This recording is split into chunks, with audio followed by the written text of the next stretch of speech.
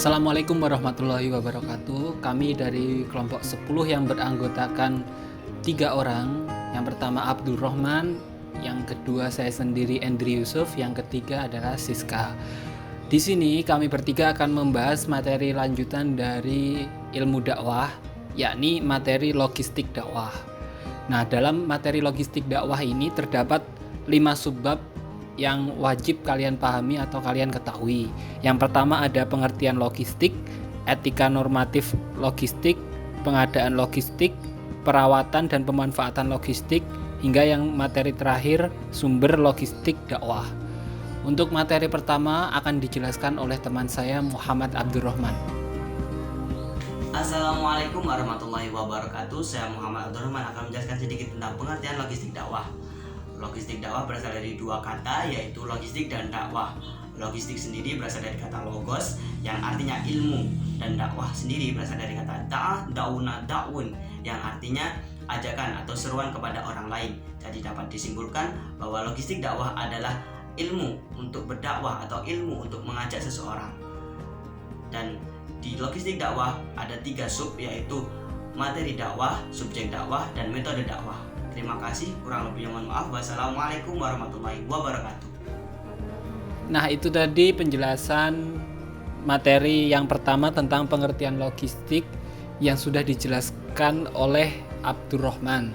Selanjutnya materi yang kedua dan ketiga, yakni etika normatif logistik dan pengadaan logistik, yang akan dijelaskan oleh teman kami Siska. Assalamualaikum warahmatullahi wabarakatuh. Saya Siska Putri Priyatika akan menjelaskan mengenai etika normatif logistik dakwah dan pengadaan logistik dakwah. Yang pertama, saya akan menjelaskan etika normatif logistik dakwah. Sebagaimana yang kita ketahui bahwa Islam adalah agama dakwah. Dengan kata lain, bahwa keberadaannya adalah dengan disebarluaskan kegiatan dakwah. Tujuan dakwah ialah memberi penjelasan kepada umat Islam untuk mengambil segala ajaran Allah Subhanahu wa Ta'ala yang terkandung di dalam Al-Quran dan Sunnah Nabi Muhammad SAW sebagai pedoman. Dakwah adalah hal yang sangat penting dalam umat Islam. Dakwah menjadi obat bagi manusia ketika dilanda musibah, rapuhnya akal, kerusuhan, kecurangan, dan beberapa tindakan tidak terpuji lainnya. Dakwah adalah kegiatan memanggil, mengajak, merayu, mendorong orang untuk beriman dan taat kepada Allah Subhanahu wa Ta'ala. Sebelum kita melakukan dakwah, hendaknya kita menyiapkan persiapan-persiapan yang matang, baik itu mental, spiritual, dan segala hal yang diperlukan ketika berdakwah. Dalam kebanyakan penulis hanya menguraikan mengenai metode, strategi, dan lain sebagainya. Jika logistik dakwah digunakan, maka harus mengikuti etika Islam. Tujuan yang awalnya menuju kebaikan, tetapi jika dilakukan dengan cara yang buruk, barang yang haram, dan tempat yang najis, maka akan menjadi buruk. Barang akan dikatakan bermutu jika hakikatnya halal, cara mendapatkannya halal, dan memberikan manfaat, dan itu pula kriteria dari logistik dakwah. Di dalam logistik dakwah harus ada petugas yang bukan hanya memiliki keahlian dalam hal logistik, tetapi juga bisa menjaga kualitasnya dari aspek halal, benar, dan bermanfaat. Karena percuma saja jika ia menguasai logistik, tetapi mendapatkan barangnya dari hal yang haram dan tidak memberikan manfaat. Ada 5 kriteria kehalalan logistik dakwah. Yang pertama, merupakan tempat yang bersih dan tidak najis. Yang kedua, logistik dakwah bukan merupakan sesuatu yang membahayakan secara langsung maupun tidak langsung. Maksudnya adalah tidak menimbulkan kerusakan barang atau jasa, kerusakan iman, kerusakan akal, kerusakan jiwa atau nyawa. Yang ketiga, logistik dakwah tidak mencemari lingkungan apalagi merusaknya. Yang keempat, tidak merusak moral atau melanggar norma masyarakat. Yang kelima, memiliki nilai guna. Dakwah yang dilakukan harus bermanfaat bagi pendengar, baik dari segi apapun. Jika perlu, juga harus memiliki nilai ekonomis, yaitu dapat bermanfaat bagi semuanya. Jika ada sarana atau barang yang rusak, harus segera diperbaiki atau diganti. Bab berikutnya merupakan pengadaan logistik dakwah. Dalam pengadaan logistik dakwah dapat berupa barang atau jasa, dan ada keterkaitannya dengan kepemilikan. Dalam Islam, kepemilikan ada yang bersifat pribadi dan publik. yang sudah diakui oleh Islam. Kepemilikan bersifat pribadi dan umum harus memiliki upaya-upaya tersendiri untuk memperolehnya. Sumber logistik dakwah dapat berupa sedekah, zakat, dan wakaf dari jalur pemberian atau pembelian.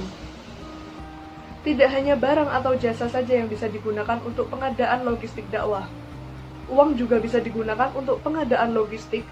Dikatakan, pengadaan logistik dakwah itu dikarenakan proses ini ada kaitannya dengan kegiatan dakwah yang bertujuan untuk mendapatkan pahala dari Allah Subhanahu wa Ta'ala. Dalam persewaan, barang yang disewakan bukan menjadi pemilik penyewa, melainkan pemilik orang yang menyewakan. Penyewa hanya bisa menggunakan nilai guna barang tersebut. Hal yang perlu diperhatikan untuk persewaan tersebut adalah ketidakmampuan pendakwah untuk membelinya. Kegunaan jasa tidak terlalu penting, bahkan bersifat insidental. Di samping untuk konsumsi dakwah, persewaan juga bisa dijadikan alternatif investasi. Keuntungan yang diperoleh dari hasil persewaan digunakan untuk kegiatan dakwah, sedangkan status pemilik barang tersebut sebagai wakaf. Karena aman dari pergantian pemilik, maka investasi persewaan paling diminati oleh para pendakwah maupun pengurus lembaga dakwah. Dan ada penyebab gagalnya dakwah, yaitu diam setelah bergerak, berlebihan, bangga diri, takut, dan pamer. Dengan demikian, pengadaan logistik dakwah bisa bertujuan untuk sebagai alat mencapai tujuan yang menyeru pada kebaikan.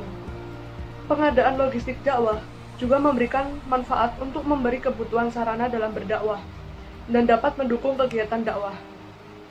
Dalam kegiatan dakwah juga terdapat sistematika metode dakwah.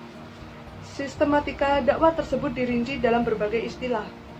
Di antaranya dakwah melalui ucapan, tulisan, dengan tindakan, dan serta pikiran. Sistematika metode dakwah itu diterapkan dalam dakwah Rasulullah. Oleh karena itu, kita sebagai umat muslim harus mengikuti ajaran Rasulullah dengan sebaik-baiknya. Zakat dan sedekah sebagai sumber logistik dakwah, ia mempunyai arti tersendiri. Istilah sedekah lebih luas maknanya dari zakat. Karena istilah zakat itu adalah bagian dari komponen sedekah.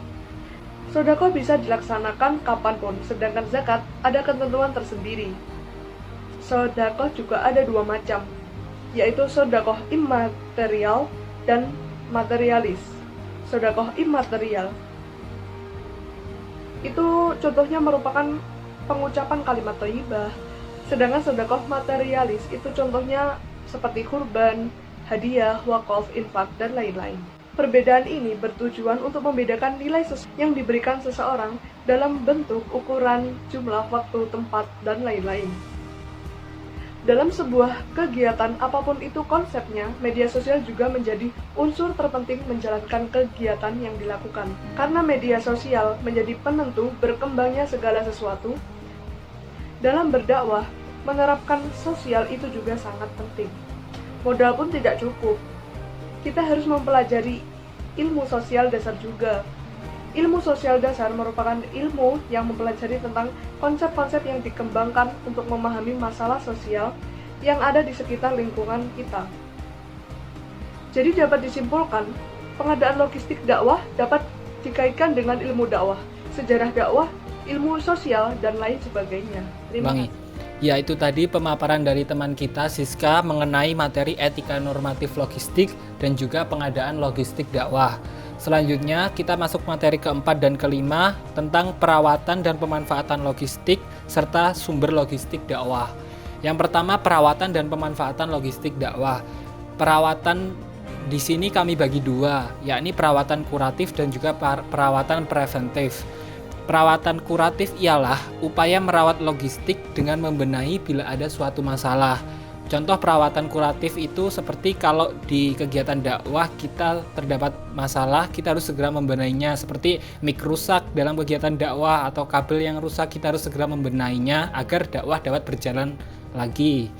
Selanjutnya, perawatan preventif. Perawatan preventif ialah upaya perawatan dan mengutamakan antisipatif terhadap keadaan suatu barang. Jadi perawatan preventif ini lebih mengantisipasi jika ada masalah dalam kegiatan dakwah. Contohnya seperti kita menyiapkan genset jika sewaktu-waktu dalam kegiatan dakwah ada mati lampu mendadak. Selanjutnya, materi pemanfaatan logistik dakwah. pemanfaatan logistik dakwah di sini ada dua. Yang pertama, ada kepentingan yang didahulukan. Dalam pengertian atau contoh ada kepentingan yang didahulukan ini seperti kalau di kegiatan dakwah kita memiliki kebutuhan primer, kita harus mendahulukan kebutuhan primer daripada kebutuhan sekunder agar kegiatan dakwah ini bisa berjalan lancar. Selanjutnya, yang kedua, pemanfaatan seluas-luasnya dan sebanyak-banyaknya. Jadi logistik dakwah ini juga harus dimanfaatkan secara luas dan optimal dan merata agar kegiatan dakwah ini dapat berjalan dengan lancar, seperti itu. Terus materi selanjutnya, sumber logistik dakwah. Sumber logistik dakwah di sini ada 5. Yang pertama infak, sedekah, hadiah, hibah, dan bantuan. Jadi kelima hal tersebut bisa dikatakan sebagai sumber logistik dakwah agar dakwah sendiri dapat berjalan dengan lancar sesuai yang kita inginkan. Nah, itu tadi pemaparan saya tentang perawatan dan pemanfaatan logistik dakwah serta sumber logistik dakwah. Jadi sekian pemaparan materi tentang logistik dakwah. Jika teman-teman ada sanggahan atau pertanyaan bisa ditulis di kolom komentar. Sekian, terima kasih. Wassalamualaikum warahmatullahi wabarakatuh.